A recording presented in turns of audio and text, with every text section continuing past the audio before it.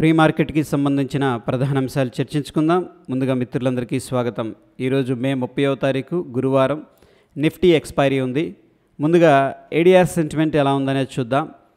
So ఇక్కడ మనం చూసుకున్నట్లయితే విప్రో 2% నెగిటివ్గా ఉంది. Infosys 1.67%, ICICI bank 1.6%, HDFC 1.33%, doctor Reddy's 0.6%. అన్నీ కూడా నెగిటివ్లో ఉన్నాయి.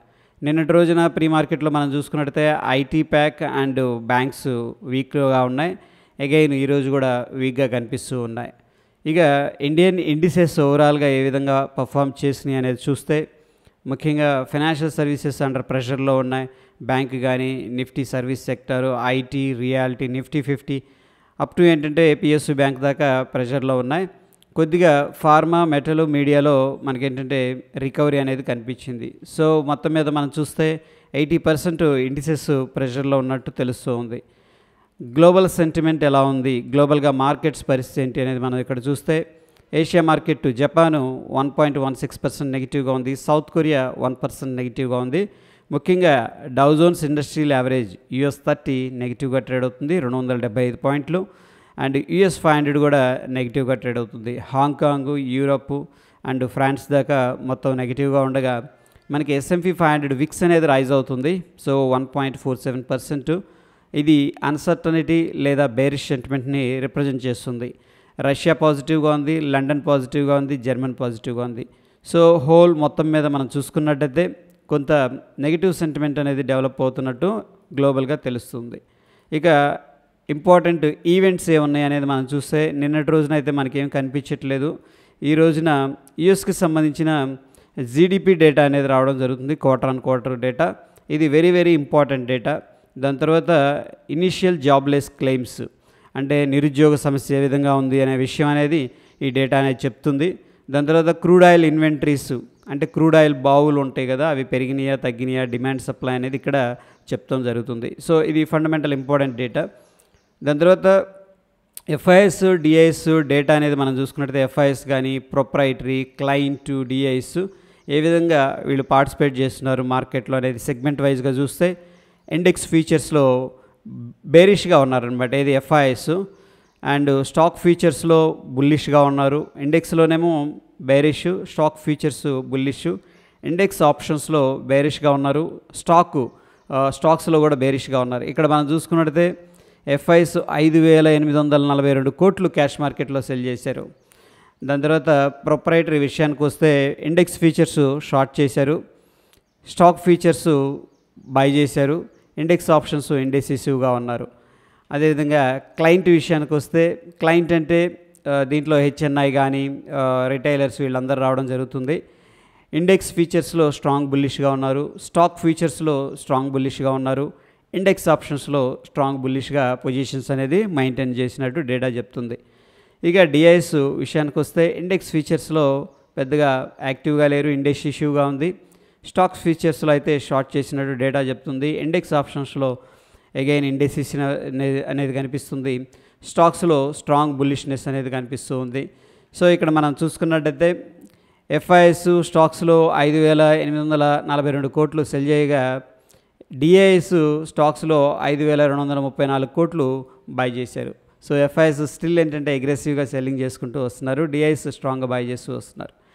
ఇక ఓపెన్ ఇంట్రెస్ట్ డేటా అనేది ఎలా ఉంది, ఈరోజు ఎస్పెషల్లీ నిఫ్టీ ఎక్స్పైరీ ఉంది కాబట్టి మనం వాచ్ చేయాల్సింది ఏంటంటే 2 లెవెల్స్ కనిపిస్తూ ఉన్నాయి. 22,800, అఫ్కోర్స్ 22,900, దాని తర్వాత 23,000. ఈ 3 లెవెల్స్లో 23,000 అనేది అత్యధిక రెసిస్టెన్స్ కలిగి ఉంది. కొద్దిగా అవుట్ ఆఫ్ ద మనీ కాబట్టి సహజంగా సెల్లింగ్ చేస్తుంటారు.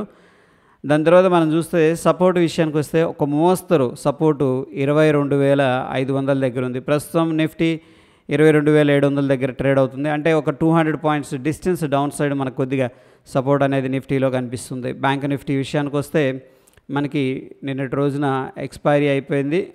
ఈరోజు నెక్స్ట్ ఎక్స్పైరీ డేటా అనేది మనం చూసుకున్నట్లయితే 49,000 దగ్గర కాలు పుట్టు 2 కూడా సెల్ చేశారు. అంటే ఒక యూని డైరెక్షన్ అయితే మార్కెట్ ఇవ్వట్లేదు మనకి. అంటే ఎటువైపు కూడా బేరిష్ సెంటిమెంట్ కానీ, బుల్లిష్ సెంటిమెంట్ కానీ అగ్రెసివ్గా ఇవ్వట్లేదు. బట్ అప్పర్ హ్యాండ్ మనం చూసుకున్నట్లయితే కొద్దిగా కాల్స్ ఎక్కువగా సెల్ చేసినట్టు తెలుస్తుంది ప్రస్తుతం ఉన్న డేటా ప్రకారం.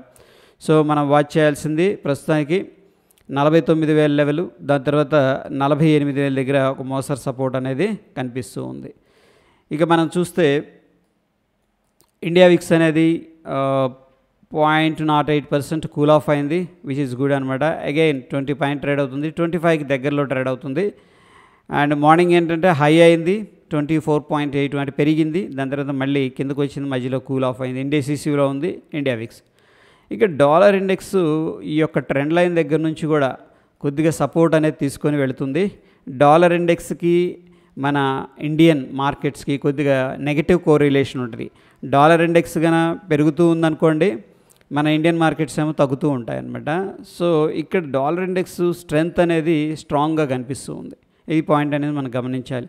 యుఎస్ మార్కెట్స్ అగ్రెసివ్గా డైలీ టైం ఫ్రేమ్లో చూసుకున్నట్టయితే మనకి 40,000 దగ్గర నుంచి కూడా అగ్రెసివ్గా కంటిన్యూస్గా సెల్లింగ్ జరుగుతూ వస్తూ ఉంది. సో ఇది ఒక జోన్ ఉంది ఇక్కడ 37,700 లెవెల్ దగ్గర. ఒక రకంగా చెప్పాలంటే ఒక ఇంపార్టెంట్ జోన్ అనమాట. ఈ జోన్ అనేది మనం వాచ్ చేయాల్సి ఉంటుంది. అఫ్ కోర్స్ ట్రెండ్ లైన్ కూడా డ్రా చేద్దాం. బట్ ఎనీహౌ మనం చూస్తున్న సమయానికి డాలర్ అంటే యుఎస్ 30 అంటే డౌ జోన్స్ 4.27% నెగిటివ్గా ట్రేడ్ అవుతుంది. దాని తర్వాత నిఫ్టీలో ఒక ఇంపార్టెంట్ సపోర్ట్ అయితే బ్రేక్అవుట్ అయింది. యాక్చువల్గా ఇది సపోర్ట్ లాగా వర్కౌట్ చేయాలి. ఒకసారి చూద్దాం ఫిబొనాకీ ప్రకారం లెవెల్స్ అనేది ఒకసారి చూద్దాం. సో జనరల్గా ఏంటంటే 50% కానీ మనకి 61% కానీ ఇంపార్టెంట్ లెవెల్స్ అనమాట. సో చాలా డిస్టెన్స్లో ఉన్నాయి ఎనీహౌ. ఇక బ్యాంక్ నిఫ్టీ కూడా మనకి ఇక్కడ డబుల్ టాప్ లాగా ఉంది. అగైన్ మేజర్గా చూడాలంటే ట్రెండ్ లైన్ అనేది మనకి సపోర్ట్ అనమాట. మేజర్గానే మాట్లాడేది, ఈరోజు కాకపోవచ్చు కానీ మేజర్గా.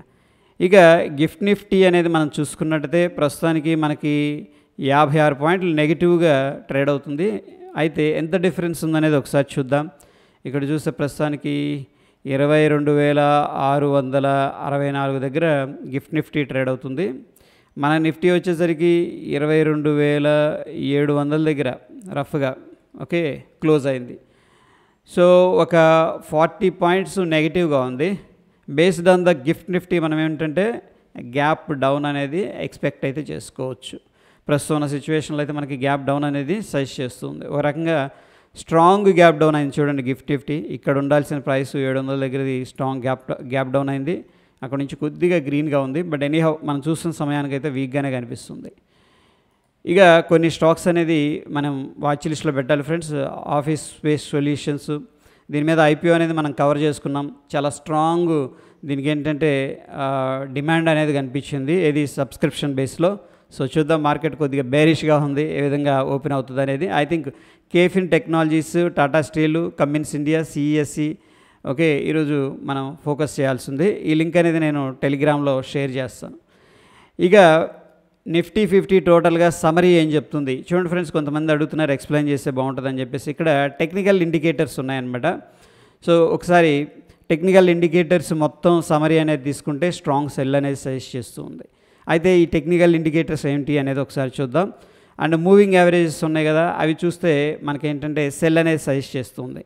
సో ఈ రెండింటిని కంబైన్ చేసి సమరీ అనేది మనం తీసుకుంటే స్ట్రాంగ్ సెల్ అనేది సజెస్ట్ చేస్తుంది. అయితే ఇక్కడ టెక్నికల్ ఇండికేటర్స్ ఏంటి అనేది మనం చూస్తే ఆర్ఎస్ఐ ఉంది, దీంట్లో స్టొకాస్టిక్స్ ఉంది, దీంట్లో మ్యాక్డీ ఉంది, ఏడిఎక్స్ ఉంది, విలియమ్స్ పర్సంటేజ్ ఆర్ ఉంది, సిసిఐ ఉంది, కమోడిటీ ఛానల్ ఇండెక్స్ అంటాం కదా, ATR average true range, and highs lows, ultimate oscillator, ROC, bull bear, power, ఇవన్నీ కూడా ఏం చేశారంటే ఇండికేటర్స్ అనేది యాడ్ చేశారు. యాడ్ చేసి ఓవరాల్గా ఆ ఇండికేటర్స్ ఏం సిగ్నల్స్ ఇస్తున్నాయి అనేది క్లబ్ చేసి ఒక అవుట్కమ్ తీసుకురావడం అనేది జరిగిందనమాట. టెక్నికల్ ఇండికేటర్స్ సమరీ ఇది. ఓకే, అయితే మూవింగ్ యావరేజెస్ ఏమి యాడ్ చేశారు అనేది మనం చూస్తే దీంట్లో మూవింగ్ యావరేజ్ 5, 10, 20, 50, 100, 200 అనేది మూవింగ్ యావరేజ్ యాడ్ చేశారు. టోటల్గా ఇవన్నీ కూడా కలిపి ఏం చెప్తున్నాయి అనేది ఒక అవుట్కమ్ అనేది తీసుకొచ్చి ఇక్కడ చెప్పడం అనేది జరిగింది. ఎనీహౌ మనం చూస్తే నిఫ్టీలో ఇండికేటర్స్ ప్రకారం అయితే మనం చూస్తూ డైలీ టైం ఫ్రేమ్లో చూడాలి. ఇందాక మనం చూసింది అవర్లీ టైం ఫ్రేమ్ అనమాట. డైలీలో చూస్తే మనకి స్ట్రాంగ్ బై అనేది సజెస్ట్ చేస్తూ ఉంది. సమరీ టోటల్గా మనం చూస్తే స్ట్రాంగ్ బై అనేది సజెస్ట్ చేస్తూ ఉంది. ఇక బ్యాంక్ నిఫ్టీలో డైలీ టైం ఫ్రేమ్ చూద్దాం.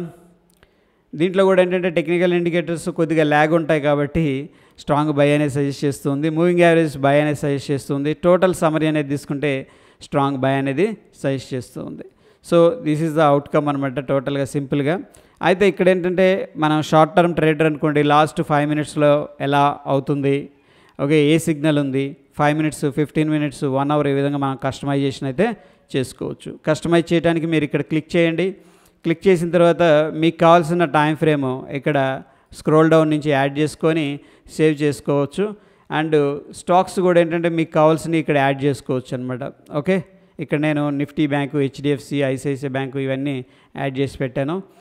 సో దాని తర్వాత మీరు చూడండి, యాడ్ చేయడానికి ఇక్కడ నిఫ్టీ అనేది సెలెక్ట్ చేయండి. ఫర్ ఎగ్జాంపుల్ నిఫ్టీ యాడ్ చేయాలనుకోండి, నిఫ్టీ 50, నిఫ్టీ 100, మీకు కావాల్సిన దాని మీద క్లిక్ చేస్తే ఇక్కడ యాడ్ అయిపోతుంది అనమాట. దాని తర్వాత అప్లై అనేది కొట్టామనుకోండి, మనం ఏవైతే సెట్టింగ్స్ అనేది పెట్టుకున్నామో అవి సేవ్ అయిపోతాయి. సో ఇది ఫ్రెండ్స్ మన ప్రీ మార్కెట్ రిపోర్ట్. మన వీడియోస్, మన ఎఫర్ట్స్ మీకు హెల్ప్ అవుతున్నాయి అనుకుంటే మన వీడియోస్ని లైక్ చేస్తూ ఉండండి. మరొక ఎపిసోడ్లో మళ్ళీ కలుసుకుందాం. Stay tune. ధన్యవాదాలు.